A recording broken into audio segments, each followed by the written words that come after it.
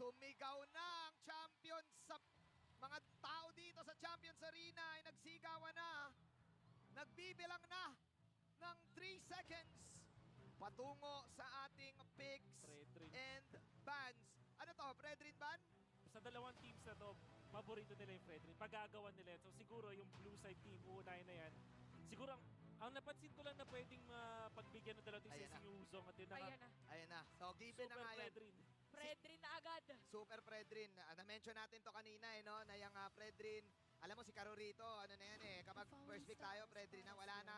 Kumbaga, non-negotiable na yun. Oo, na-negotiate. Kasi parang kung mataas yung win rate nila dito Oo, sa 65%. Fredrin. Actually, sa dalawang teams natin na mataas yung Fredrin. Hop! Ito na yung sinasabi talagang mabilis na magbibig para sa mga teams natin. Prepared na prepared. Ayan na, may sagot na agad. Ay, na- Valentina Claude ba to? Agad? Feeling ko Valentina Claude na yan Pero Claude wins games noon. Claudio Waps. Ay, iba to. Iba. Roger. Tol. Roger Tol. Benny Cutie. Kumakalmot lang. Kumakalmot lang. Parang signature, kung signature hero lang din ngayong season, itong signature ni Benny Cutie. Oo, kalmot lang, Benny. Kumakalmot lang. Oo, ang Kalmot King ng season 13, paunahan sa Roger. So open ang Moskov. Last time nakita natin ng Falcons AP, Brent. Gusto ko lang sabihin, nag-Nova Tricks din yan. Yes, sir. Alam niyo naman, kanina Baka na biglang- napanood. Oo. Bakit biglang Malakas bumalik? talaga. Pero ngayon, ang mas paborito ko si Moscovaria Moscovaria. Moscovaria. Oo nga pala. Kasi kumakapal yung yung banda. Banda, oo. Yung side blades. Oo, yung side blades. Oo. At sinimulan. Ay, wag. Last Yung- na yun, last na yun. Oo. Sayang, binati mo na kasi magjo-joke din sana. Ano ba yung joke? Pagkakinabahan, Muscovado. Pwede rin. Tama. Nice one. Tama. Agree ako. Papalakpakan kita. Tropa. Pag kinabahan ang Moscovan. Tama naman. Alright, Tama, let's- tama, ayan na. Alright, binan ang grabe. Last, binan ang carry this time. Nire-respeto si Super Marco, ang MVP of the season. But looking at Mr. Pew, kinilig na naman si IC sa stats ni Mr. Pew. Alam mo, very consistent dito by the way yung Liquid Echo sa pagbaba ng chip. Ay hindi, binibigay nila last time. Ibigay nila yung chip. Tapos ngayon, ayaw muna nila ng Oo. mga global na ultimate kasi Luya wala din. This time yung Moscow wala din naman masyadong counter. Unless Minotaur is banned.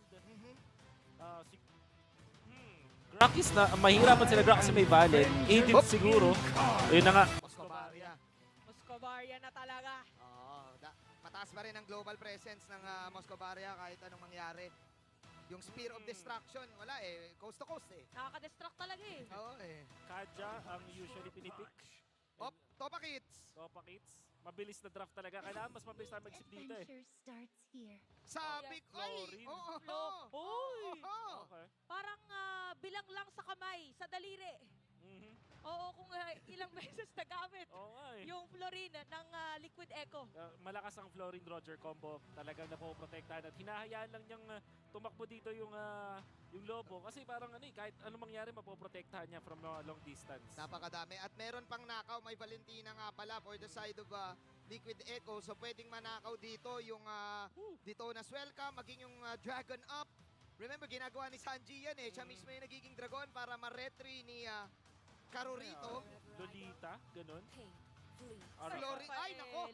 Ito na yung sinasabi natin. Sabi nyo, same almost ang teams. Kung more on sustain ang lineup ng isa, bakit hindi natin sabayan? Tama yan. Kakaiba to. Usually nakikita natin si JP sa mga catch type heroes. Si Ogwe naman, goods din doon sa mga setter. Usually pag mga utility siya, Matilda gamer siya. Pero ngayon, Rafaela versus Florin sa game number 1 ng best of 7. Pwede tayo makita ng duo gold lane. Duo Gold Lane Gaming. Nagbago na meta. May 2-1. Baka makita tayo ng 2-1-2. ID or Bakit 1-1-2. hindi? Oo, yung mga ganitong type ng mga linyahan, ganitong type ng mga lineup, pang game 7 to Ay, Ready- totoo yan. Ready naman tayo Matik lahat na yan. Ready ka naman. Ready. Kayo ba? Ready kayo? Ready din. Oh. Ready din tayo. Looking at the lineup. Ayun na, ang bilis ng drop. 10 minutes ang nakalaan doon sa airtime sa drop. Nagulat si Direk. Sabi ni Direk, hoy, Game na? Game na, 10 minutes yung drop Ay, grabe, literal na 4 minutes lang ata tinagal nun Wala ka nang na-type.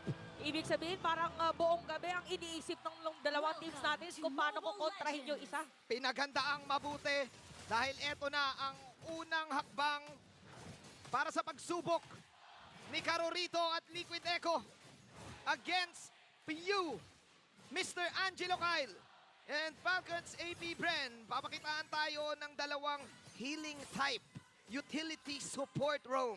Para Parang, Rafaela versus Florin. o parang in-expect natin more on Ayan, setup talaga. Poke lang na, di ba? Ayan o, tingnan Parang mo. pala brawl agad. Kita mo, nagbo-brawl agad sa mid lane, Chantel, oh. Ganon ka-importante Oo. na ba zone yung nasa may middle lane? Kita mo pa, yung isa healing, ang dami, may mga poke-poke pa. Mahirap talaga kapag ka nabigyan ka rin talaga pag nasa gitna ka kasi yan yung crucial na unang gusto mo mag-level 4. Oo, gusto mo, clear mo agad yan eh. Pag mid lane ka, gusto mo, ikaw ang ultimate clearer. Nasa clear. Samantala dun sa may top lane naman, pagandahan ng lane control between two teams. So nakita natin dito si Sanford na nilalayo or hindi niya pinapa-XP si Flap. Oo. Nakalagalingan ni Flap dito. Siguro, usually nagtatawag na ng mga teammates this time. Ayan, ready Ayan na. pupunta sa top. Nandiyan si Kyle. Ni Retri. Kailangan din kasi dyan din Oo. parang usually di ba before a turtle dito nagkakaroon ng teamfight sa may XP lane or kung saan magsuspawn. Oo, one time ay na-interview ko si Sanford at sinabi niya mismo sa akin na nung last time na laban nila against sa AP Brent, that was game number 5, pinarate ko sa kanya, kumusta ang laban mo? Sabi niya, Kuya Manjin, 10 out of 10 kasi kabado 20 talaga ako noon eh. Kasi hindi ko rin alam kung mananalo kami. Parang gano'n ang sinabi niya kung ano-ano na pinagsasabi ko na call. Oo, parang ano na siya dito, parang dumating na sa point na kailangan yung emotions niya ay talagang sabihin na natin maway niya na, fall in line muna. Oo. Dito sa taas. Maging sila, maging siya mismo ay dinadoubt. Ito na nga yata yung kaba na sinasabi natin. Detonas welcome agad, merong Astral Echo. Pero makunan mga players, wala nga lang buhay doon. Tinawag na yung Dragon. Ginamit pa yung flicker, kaya first blood. Pero may bawi na din naman. Grabe yung sagutan ng mga teams natin. Meron pa suntok para sa suntok. Pero buhay pa rin si Kyle TC, Ogwen, and Few. Jungle sa XP lane ang naging trade doon. Sanji with the last hit. May kakaibang angle na ginawa si Mr. Sanji. Oo, tapos ang kinopen niya na Vian. No choice din kasi siya. Namatay yung Dragon bago siya mag-level 4. So no ultimates dun sa majority ng ating mga players. So pauna na makapunta sa Turtle. Count easy, prioritizing na kunin yung kanyang purple. Oo. Ang bibitawan niya muna kasi kailangan nila kunin dito. And may speed up naman kasi. Pasok, Sanford. Merong pag-poke doon sa tatong miyembro ng Falcons Semi Brenner. Pero Liquid Echo pa rin ang makakakuha ng pagong. Sa amount ng mga pagong dance, sa mga turtle takes na napanood natin sa MLBB Esports, malamang isa sa mga pinakamataas dyan na panalo na win rate ay nasa kupunan ng Liquid Echo. Na-master na nila to. Alam ko, ikaw, Mr. Wolf, masasabi mo na napakahirap gawin ng mastery kung maghihiro ka ba o magto-turtle ka. Then again, Liquid Echo, unang turtle na laro. Parang depende din sa sitwasyon talaga eh, no? Oo. Kung may malapit ba na hero or mabilis ba talagang makakasecure ng kill. But yeah, parang ano muna, pabugso-bugso muna dito yung ginagawa ng ating dalawang teams. Parang ang sabi mo kanina, eyeball ay kung may community hub. Dito, Oo. ito yung community hub nila. Gera na kagad. Nilipat sila this time sa may gold lane. Parehas level 5, Super Marco at Benny Cutie. Sobra naman to. Parehas yung galaw, parehas yung pattern. Yung mirror lang yung dalawang teams natin. So this will be a very tight match. Parang halos parehas din yung approach ng dalawang teams. Nakita natin dalawang support doon sa kanilang roamers. Yung explainers nila pang one-hit combo ng mga marksman or ng mga mages. Yan yung, di ba, tema ng Yuzhong. Tsaka Pakito gusto nilang one-hit One hit delete, yeah. Pero ito yata yung one hit delete Yes. na sinasabi hindi naramdaman Oo. na meron palang kasama si Benny Cutie sa baba. Matindi yung taunt. Sobrang bilis to. Sobra naman yung bilis ni Carorito. Balagbag yung taunt. Tapos hindi na nga tumama yung bubble doon. That is a crucial kill kahit papano para kay Mr. Benny Cutie. Kasi siya pa ang nakakuha ng bonus doon. So may extra gold siya for sure. Pero ang tapang ni ni Carl. Oo, talaga nga nang babalagbag siya early this game dahil lahat ng mga nakakasalubong niya ay binibitawan niya lang ng skills. Kaya medyo nahihirapan ngayon mag-rotate yung side ng Falcons AP Bren. Even Flop TC dito sa top lane.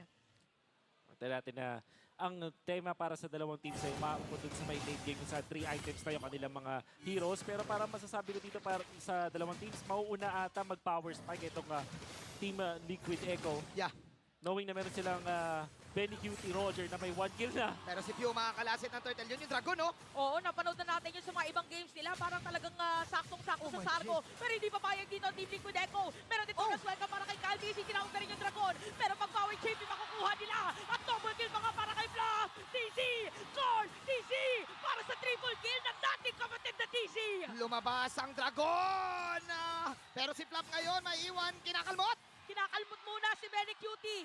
Pero aalis si Benny. Doon sumisigaw ang Hive, the first team fight na makikita natin ay Naku po. mapupunta sa kanila. Pero Benny, Ay, hindi pa tapos!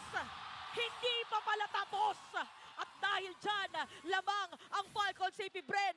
baited si Benny Cutie all because of the healing galing na meron si Master Ogwen. With this, naging mataas ang gold swing. And for sure, may extra item na makukuha dito ang lahat ng players ng AP Bren. Ito yung ayaw na paglaruan ng isang Roger. Gusto niya laging dire-diretso yung mga kills niya.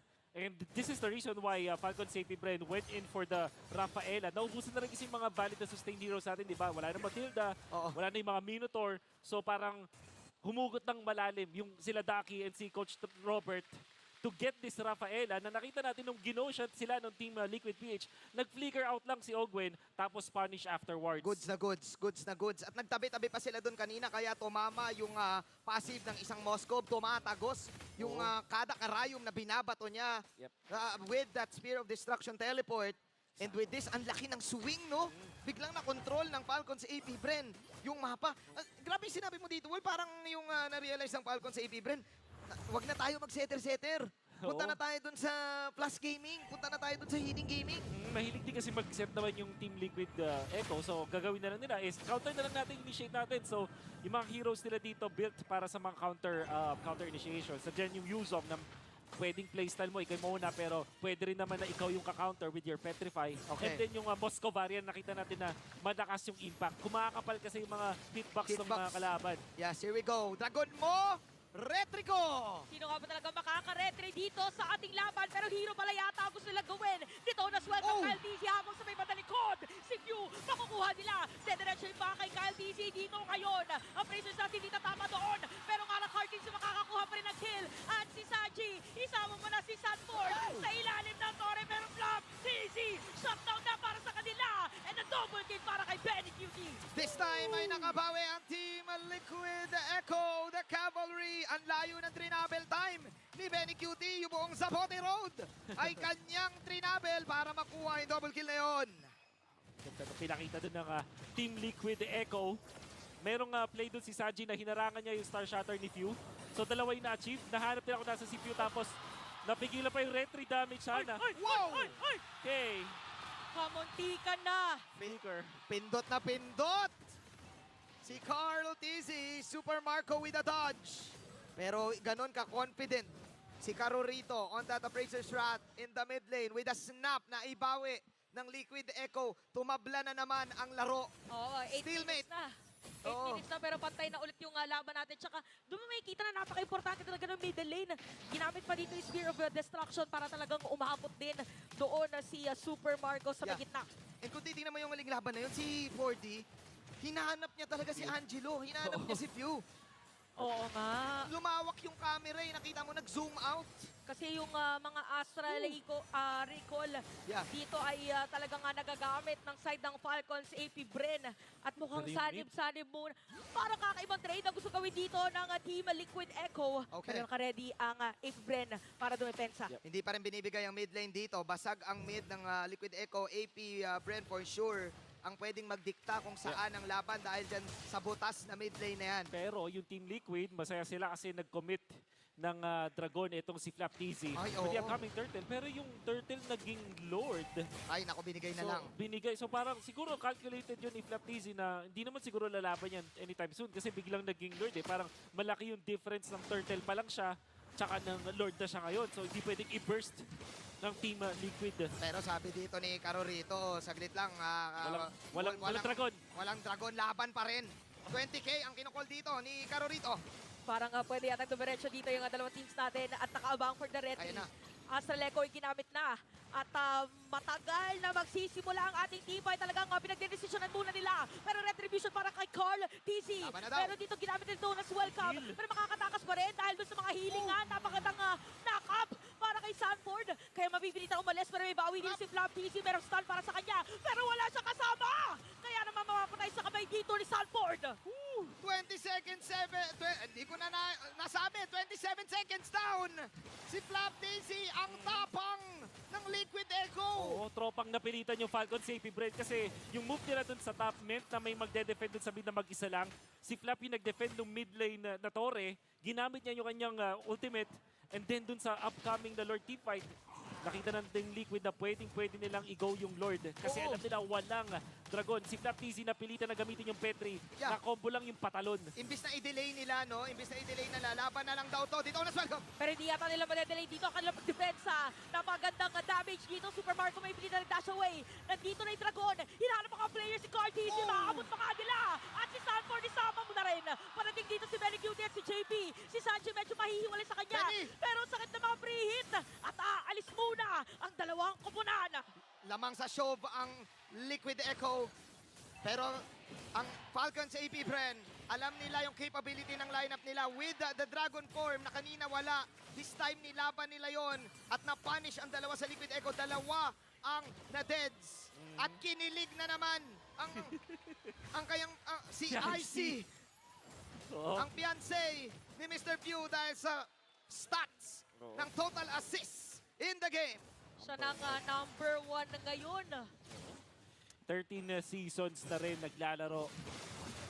Si idol ng mga kids. Kung tatanungin mo ko ng Anatomy of a Legend, tignan mo lang si Mr. Angelo Kyle Arcangel, aka PU. Grabe no, 13 seasons.